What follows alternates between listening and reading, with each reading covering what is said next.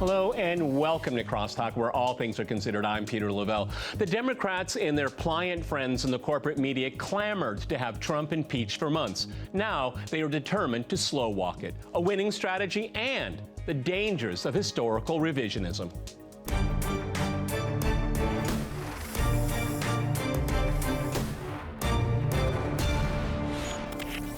Cross-talking some real news. I'm joined by my guest here in Moscow, Dmitry Babich. He's a political analyst and editor at InnosMe Internet Media Project. And in Nicosia, we cross to Alex Christoforou. He is the director and writer for the Duran.com. All right, gentlemen, crosstalk rules in effect. That means you can jump in anytime you want, and I always appreciate it. Let me go to Alex in Nicosia. Well, it is the holiday time, and St. Nick hopefully will be visiting your home.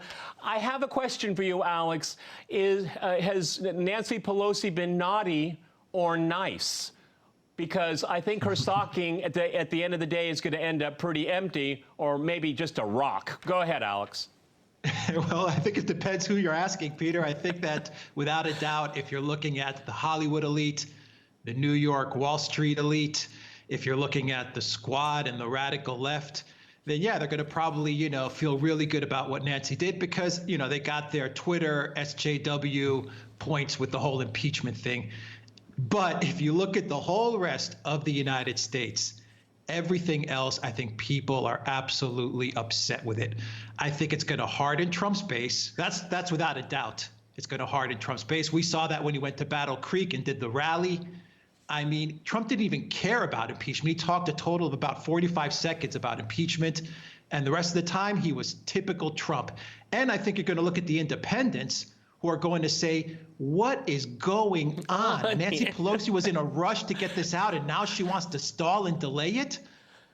Okay, Dima, the very interesting thing is that, from my perspective, my opinion, every single stratagem they've tried to use against this president, and I'm not carrying water for Trump here, but every single stratagem they've used to tear this presidency down has only made him stronger. Now, as Alex Christoforou just said, this rush to impeachment, and as soon as you get right to the line, you back off.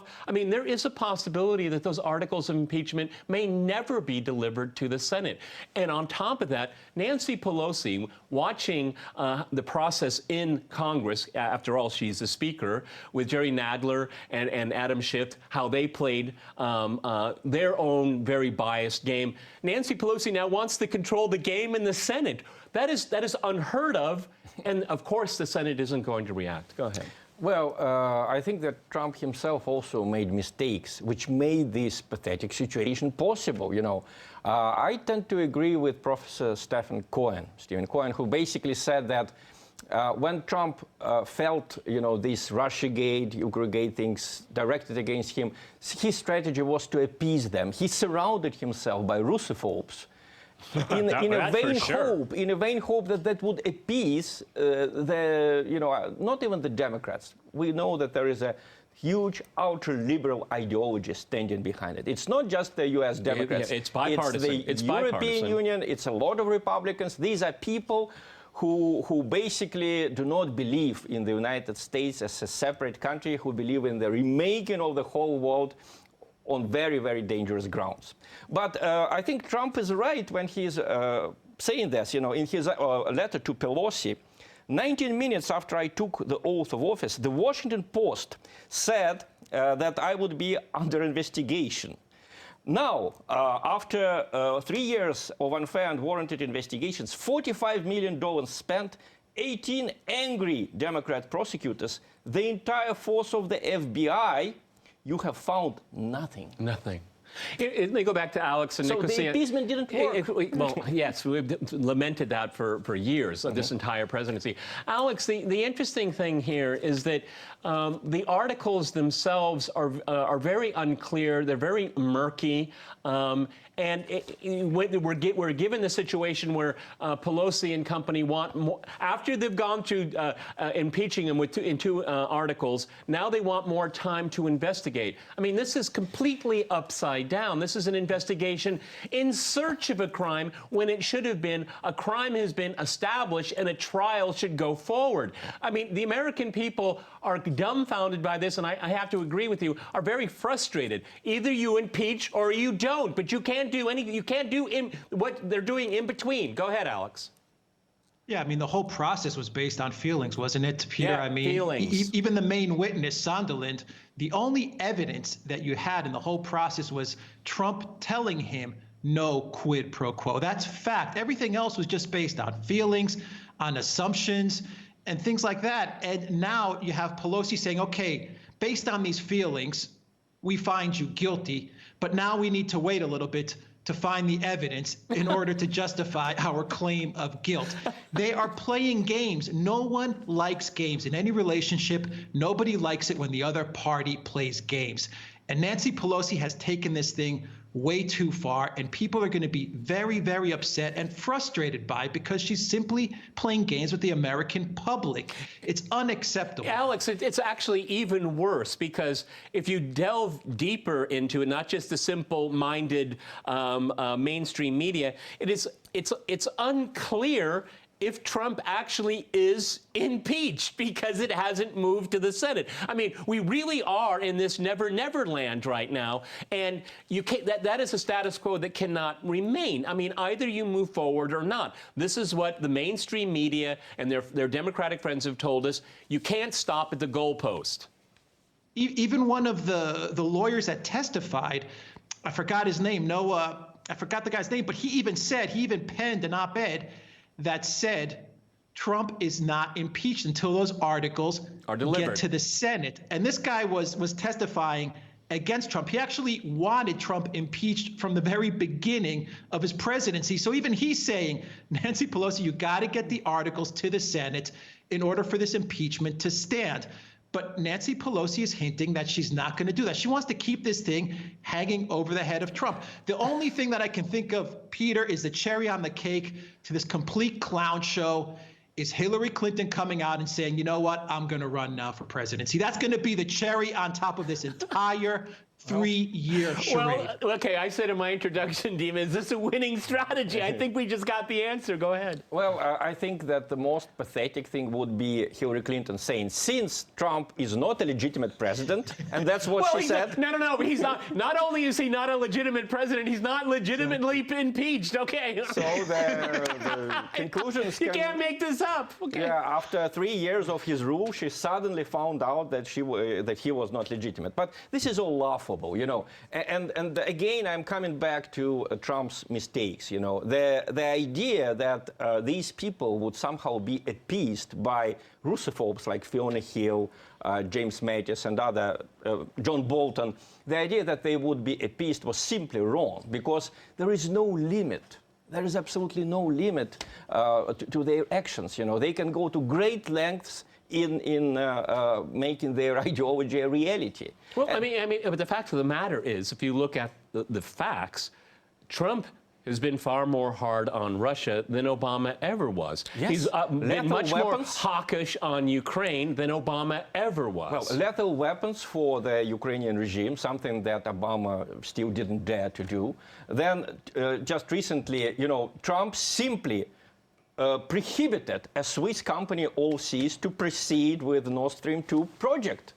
And this is against all rules because the United States cannot order a Swiss company to cooperate or not cooperate with a perfectly legitimate project. And, you know, the Americans have been saying that this is against Ukraine. Russia has just signed an agreement with Ukraine. So it can no be longer used as an excuse. But these people, they don't need excuses. Listen, again, Trump is writing in his letter, and he is 100% right here. President Zelensky has repeatedly declared that I did nothing wrong, that it was a good phone call, that nobody pushed me. But they don't believe Zelensky, their own man. They believe their own inner feeling that somehow but he's Trump being intimidated. Trump intimidates everyone. Alex, let me go back to you in Nicosia. At the end of the day, this whole stratagem helps Trump. It helps him, okay? Really what it does, it closes the ranks of his base. We have said on another venue on the Duran that, you know, it's brought out the best however you want to look at it, the best of the GOP, and it's brought out the worst of the Democrats and the media. Go ahead. Yeah, I mean, you saw that in the vote. Okay, the House stuck with Trump 100%. The Senate's going to do the same. Maybe, just maybe, you have a Romney type of situation, one guy, but I even doubt that's going to happen. Peter, Nancy Pelosi wants Bolton. She wants Mulvaney to be witnesses and all this stuff. She thinks they're going to say something damning about Trump. She doesn't run the trial. Exactly. She has no right to do that. Let's see Steele. Let's see Chalupa. Hunter. Let's see Hunter Biden. Let's see Brennan. Let's see Clapper. Let's see Hillary Clinton.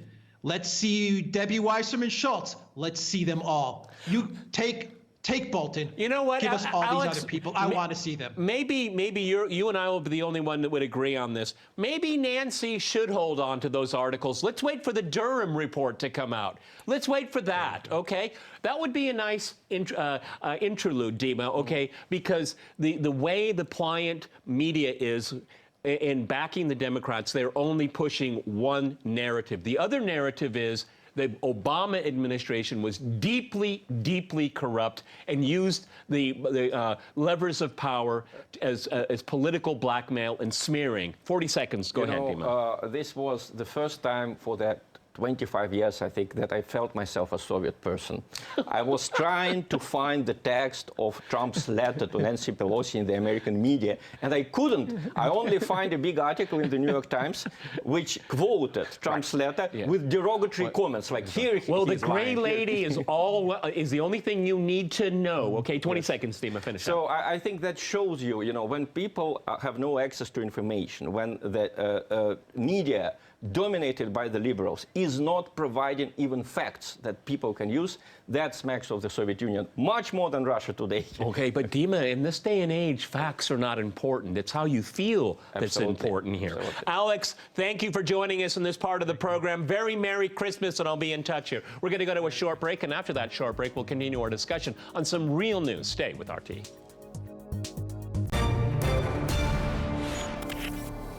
Welcome back to Crosstalk, where all things are considered. I'm Peter LaBelle. To remind you, we're discussing some real news.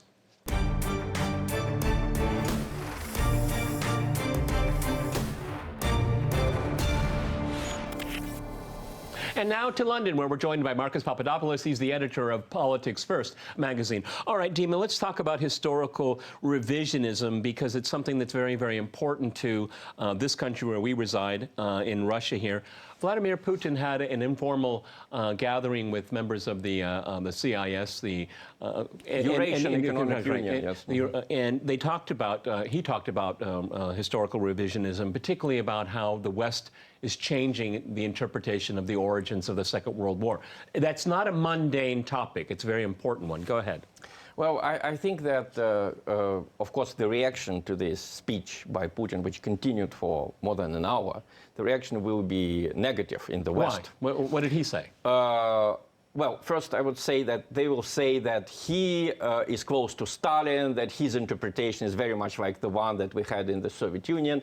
And that simply is not true, because Putin made every effort to reconcile Russia and the rest of Europe. He went to cutting, admitting, that the Polish officers were indeed executed there on Stalin's orders. He went to Westerplatte in 2009, even though he knew the attitude of Poland to Russia. But he has lost patience in this situation, because this resolution by the European Parliament on the need of preservation of historical memory for the future of Europe, which in fact puts on equal footing Nazi Germany and the Soviet Union. And when these people talk about the Soviet Union, they talk about Russia. They never say that, but they don't talk about other countries. Other countries, it's only Russia. And Putin could not just tolerate it. Let me go to Marcus here. I mean, it's very, very interesting. I look at the origins of the Second World War in Europe as a failure of the Western design system, security system, it collapsed. And the most glaring example of that is Munich. But if you look at the historical record, it wasn't just the Soviet Union and Nazi Germany that signed agreements. We can go back to 1934, Germany and Poland, the UK in 1935, where you have the Anglo-German Maritime Agreement. Then we have Munich itself. Then you have the Franco-German Declaration 1938. In 1938. I mean, and it goes on and on. Latvia as well. And then when we had the Munich, when we saw Czechoslovakia being carved up, Poland was part of that partition as well. And Hungary. And Hungary as well. This is such a myopic, self-serving view of history. Instead of trying to understand why the system failed, what they want to do is legitimize not taking responsibility for what happened. Go ahead, Marcus. Peter, let me clarify something first of all. The Commonwealth of Independent States is a family of fraternal peoples who lived in the same country for many centuries. First of all, the Russian Empire and then the Soviet Union. And let us not forget that in March 1991, a national referendum was held in the in which 77% of the Soviet people voted to preserve the Union of Soviet Socialist Republics. And in the Ukraine, the figure is over 80%. Now, turn into the historical revisionism in the West regarding the origins of World War II and what happened following World War II. In my opinion, Peter, this is the most offensive aspect of the West's attack, demonization of Russia, because as we know, or as anyone who has half a brain knows, or an ounce of enlightenment knows, it was the Soviet Union sacrifices that ensured, guaranteed the defeat of Nazi Germany.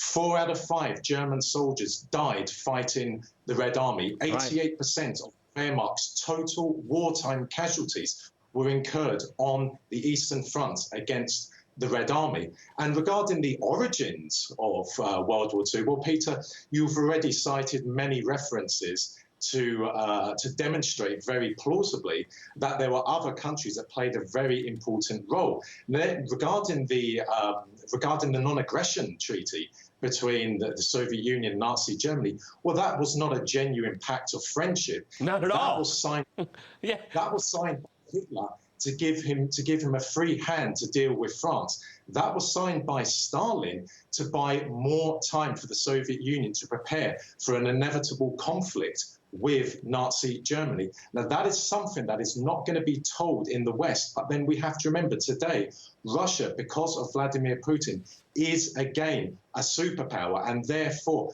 Russia has to be taken down by any means necessary. If that means holding it responsible for World War II, so be it. If that means enforcing sanctions on the Russian economy, so be it. But I can only say again, Peter, this is the greatest affront to the Soviet people, what the West is doing at the moment regarding World War II.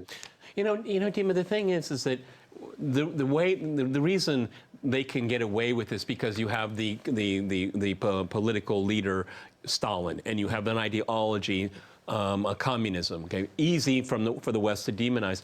But if you take a step back and look at the geopolitics of it all, any entity at that time, whatever political regime was in Russia, would have done more or less the same thing. This is what states do. To protect themselves. To protect themselves, okay? It's not, you don't look at an interlocutor as a country with virtue. It's all about your own security here. And this is why the West is romanticizing it. And itself, exactly. It romanticizes itself.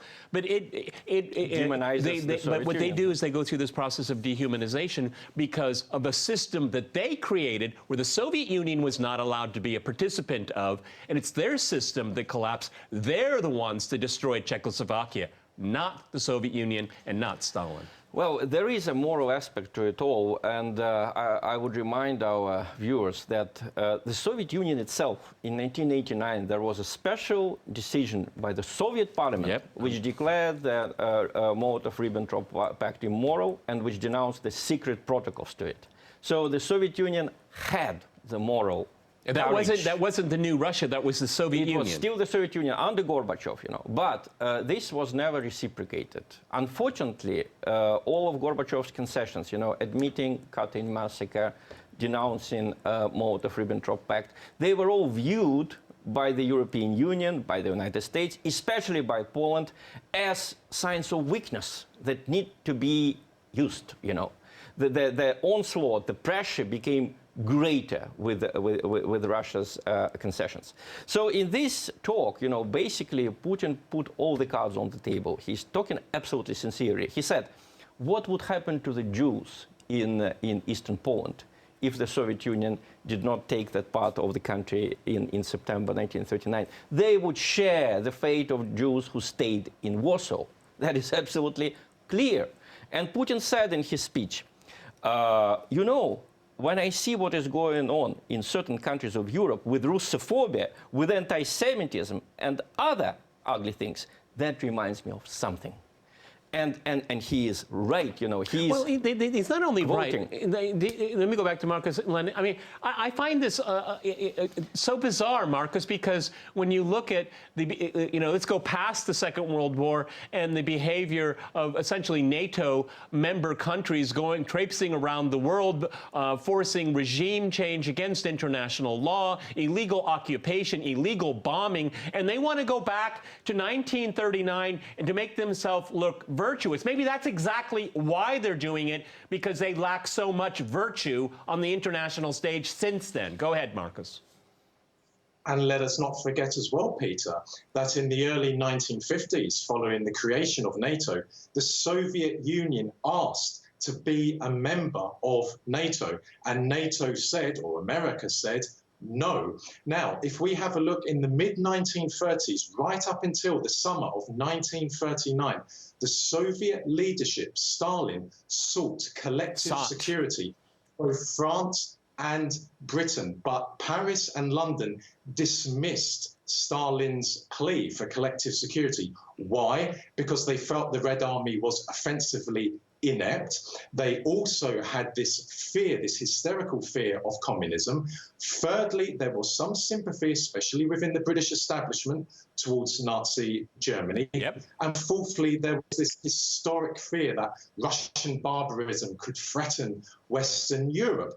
And let me say also, Peter, and I can hear hysteria now at Westminster with what I'm about to say, what was the cardinal factor in the Soviet Union's victory over Nazi Germany? It was the Stalinist system. Why did the Russian Imperial Army collapse in World War I? Because it did not have an industrial base capable of supporting it.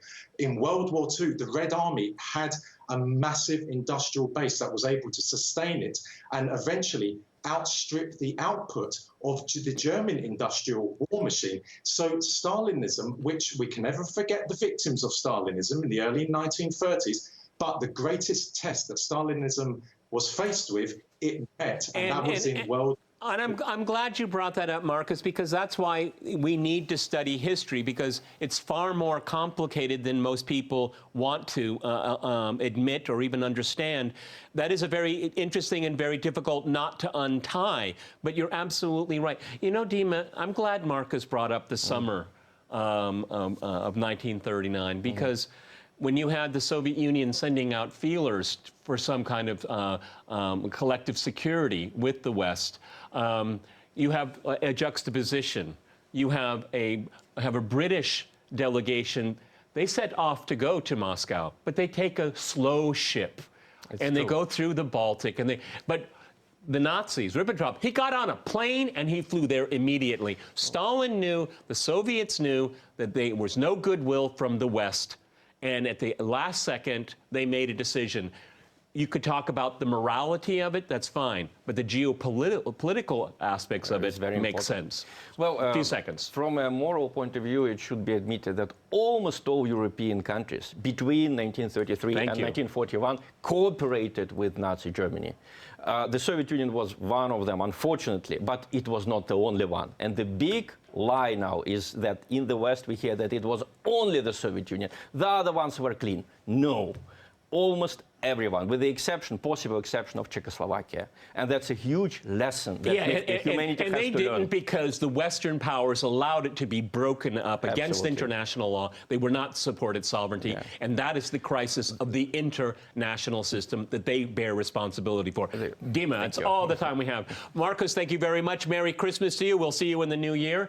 Many thanks to my guests here in Moscow, Nicosia, and in London. And thanks to our viewers for watching us here at RT. See you next time. And remember, crosstalk rules.